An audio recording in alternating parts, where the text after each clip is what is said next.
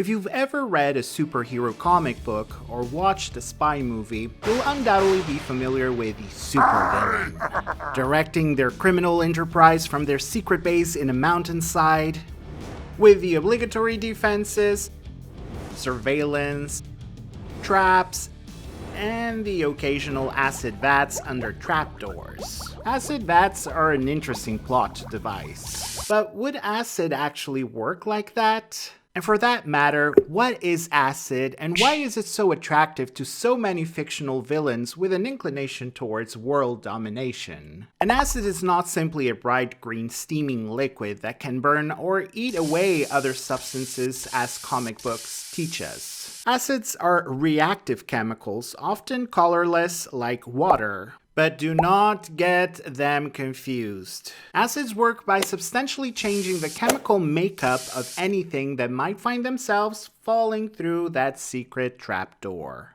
So how does acid have this impact on its victims? Or to keep this video advertiser friendly, maybe it would be better to ask, what would happen if our favorite supervillain were to drop his bacon sandwich into the acid vat? When a piece of bacon lands in the acid, the reaction would depend very much on what kind of acid it is. Not all acids are equal.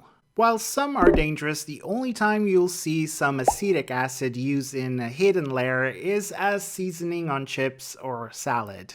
Assuming our clumsy supervillain has a good procurement system at his facility, he will likely have managed to get some strong acid with a low pH like hydrochloric acid. This is highly reactive because it freely gives up protons or hydrogen ions to the bacon, resulting in a chemical change that gradually melts the sandwich into a black soup over the course of a few hours. And this process, augmented by a few enzymes, is the exact same process that is going on in your stomach. And that impressive acid vat is now stained in a disgusting brown color. If a supervillain really wanted to weaponize acid, he'd probably be better off using a super acid, which is so much stronger that they can eat up through almost anything that might come into contact with it, and even through concrete. These highly reactive superacids can only be stored in Teflon-coated bottles. After that unfortunate incident with the sandwich, our supervillain's acid trap now smells like partially digested bacon, so he decided to flush it away and went to the most evil website of them all to look for alternatives at the other end of the pH scale and came across bases.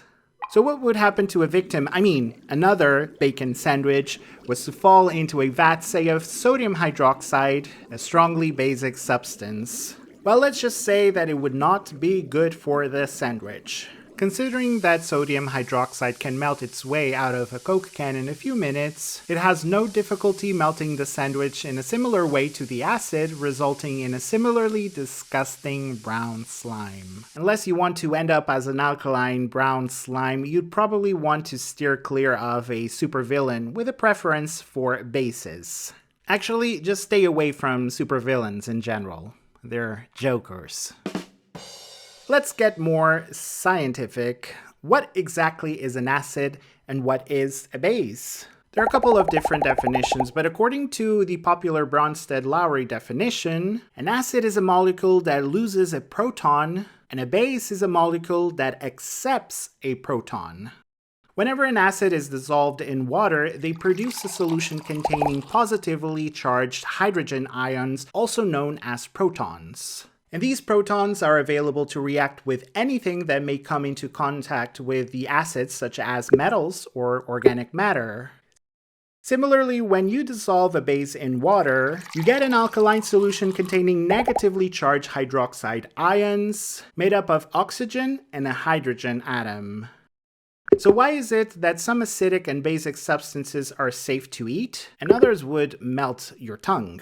It's as simple as asking, how many hydrogen or hydroxide ions are there in a solution? If there are a lot, you probably shouldn't sprinkle it on your chips. Scientists use the pH scale to classify how acidic or alkaline a solution is, ranging from strong acids, like stomach acid at 1 to 2, through the weaker acids like citric acid or vinegar, and up to 7, which is neutral, like water, and on towards the strongest bases with a pH of 14.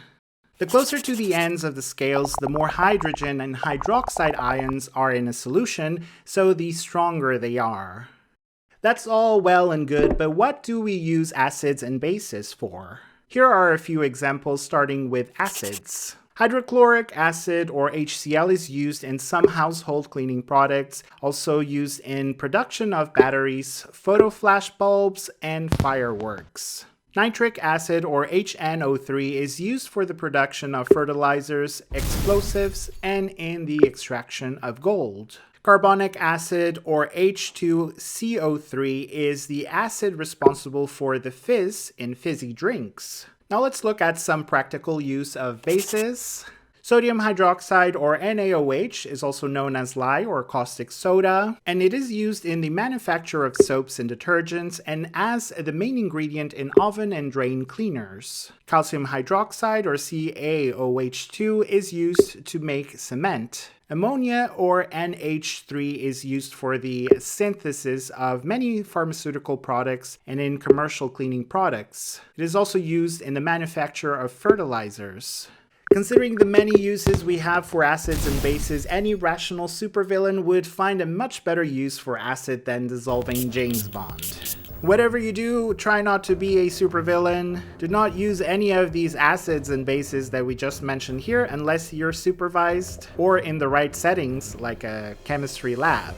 Now, I have been talking a lot about acid vats and supervillains. I'm curious to find out, what is your favorite supervillain of all time? Let me know in the comments section. And if you enjoyed watching this video, give it a thumbs up and subscribe for more videos like this one.